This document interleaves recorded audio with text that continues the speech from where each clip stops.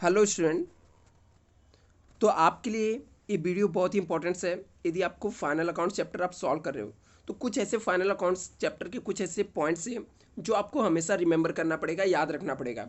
यदि वो पॉइंट्स आपके याद हैं तो आपको एग्जाम में अच्छे मार्क्स आ सकते हैं, आपको कभी भी आपका सम रॉन्ग नहीं होगा, जो कि बहुत ही कम लोगों को पता होता है। तो चलो फ्रेंड, हम लोग स्टार्ट करते हैं। इससे पहले आप लोग से मैं यही चाहूँगा कि आप लोगों ने इससे पहले जो भी फाइनल अकाउंट्स के मैंने वीडियो अपलोड किए, यदि नहीं देखे हो तो आप लोग देख लेना। ऑफकोर्स आपके लिए ये सब कर रहा हूँ, बट मैं ये चाहता हूँ कि आप लोग यदि आप चैनल पे पहली बार आए हो तो चैनल को सब्सक्राइब कर लेना, जिससे मुझे पता चलेगा कि आप लोग कितने लोग मेरे साथ जुड़ रहे हो। मैं और भी चीज़ें यहाँ पर अपलोड करते रहूँगा आप लोग के लिए। तो यहाँ पे देखो कौन कौन से पॉइंट्स आपको याद करना बहुत ही ज़रूरी है। जैसे सबसे पहला, item appearing in the trial balance will be given only one effect, either the trading accounts profit and loss or balance sheet in the working section। बोलता है जो आपका ट्रायल बैलेंस के अंदर जो आइटम दिया रहता है उसका हमेशा एक ही इफेक्ट रहेगा। कभी भी ट्रायल बैलेंस के जो आइटम दिए रहेंगे, वो स्टॉक हो गया, परचेस हो गया, सेल्स हो गया या कैपिटल हो गया, इसके हमेशा एक ही इफेक्ट देने हैं। वो कहाँ पे, या तो ट्रेडिंग अकाउंट्स में जाएगा, या तो फिर प्रॉफिट एंड लॉस में, या फिर बैलेंस शीट में जाएगा, या वर्किंग सेक्शन जैसे partners capital account, partners current account. दूसरा points, adjustment given minimum to effect for the similar amount.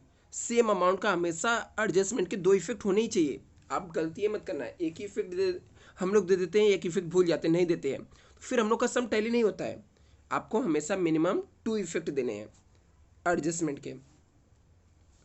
When profit sharing ratio is not given the ratio assume to be equal. यदि आपको profit sharing ratio नहीं दिया है तो आपको हमेशा मान के चलना है कि आपके रेशियो जो हैं वो क्या है, इक्वल हैं।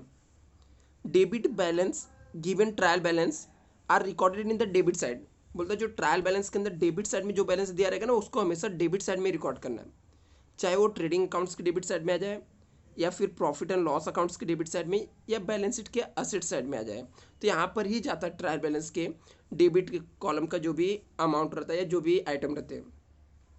और जो क्रेडिट बैलेंस गिवन रहता है कहाँ पे, ट्रायल बैलेंस में, recorded in the credit side, वो क्रेडिट साइड में ही आता है, चाहे वो ट्रेडिंग अकाउंट्स के क्रेडिट साइड में आ जाए, या प्रॉफिट एंड लॉस अकाउंट्स के क्रेडिट साइड में आ जाए, या बैलेंस शीट के लाइबिलिटी साइड में आ जाएगा। जैसा कि आपको पता है, मैंने पहले ही बता दिया कि कैसे आप पोस्टिंग कर सकते हो, इसके बारे में मैंने अलग से वीडियो ऑलरेडी मैंने आपको बताया हूँ यहाँ पर।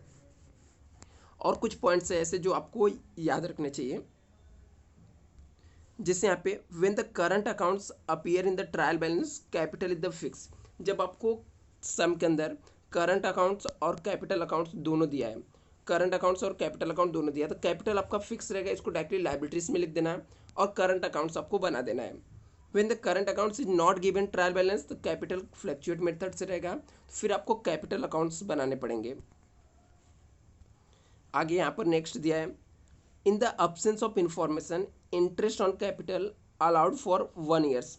यदि आपको कुछ मेंशन नहीं किया है कि कैपिटल के ऊपर इंटरेस्ट कितने मंथ्स का निकालना है, तो आपको कितना मंथ्स का, 1 ईयर्स का पूरा निकाल लेना है। लेकिन इन केस ऑफ ड्राइंग आगे, and the interest on drawing charges for 6 month. बहुत सारे स्टूडेंट मिस्टेक करते हैं कि कुछ इन्फॉर्मेशन नहीं दिया रहता है तो क्या करते हैं, ड्राइंग के ऊपर भी 12 महीने का इंटरेस्ट निकाल देते हैं, जो कि गलत है। यदि आपको कोई इन्फॉर्मेशन नहीं दिया है तो आपको ड्राइंग के ऊपर जो इंटरेस्ट रहेगा वो सिर्फ और सिर्फ 6 मंथ का आएगा।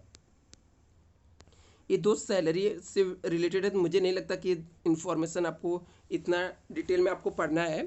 तो और कौन से यहाँ पे इंपॉर्टेंस है वो मैं आपको बता देता हूँ।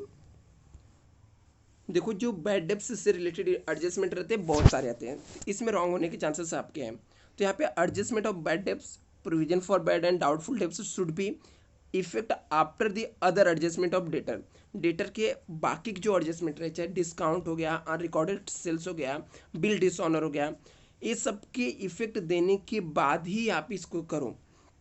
किसको, बैड डेब्ट्स और प्रोविजन फॉर बैड डेब्ट्स का इफेक्ट एकदम लास्ट में आना चाहिए। After the other adjustment debtor are given effect such as, जैसे adjustment can be unrecorded sales हो गया, ड्राइंग इंक्लूड हो गया, डेटर्स, आगे drawing treated as the sales हो गया हम लोग को। तो कुछ भी ऐसे यदि इफेक्ट हैं जो डेटर के ऊपर आते थे, सबसे पहले वो सब इफेक्ट दो, बाद में सब इफेक्ट आपको देना है।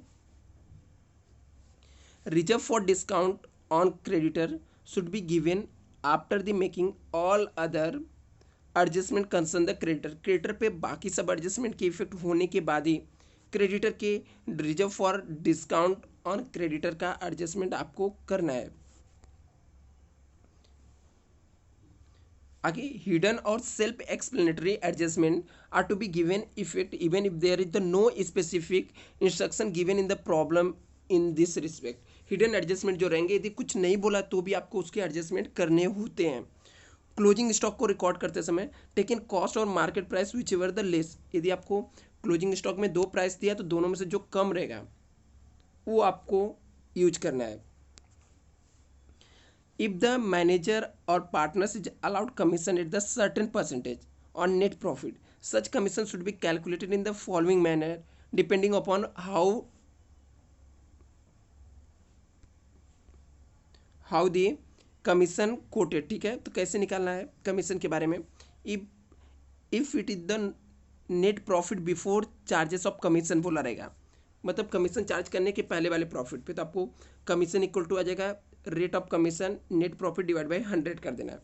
If it is on net profit after the charging such commission, commission के बाद वाले पे रहेगा, तो ऐसे में क्या करना है, रेट ऑफ कमीशन आपको लेना है into net profit plus divide by 100 plus आपको क्या करना है कमीशन, रेट ऑफ कमीशन करके कैलकुलेट कर लेना है।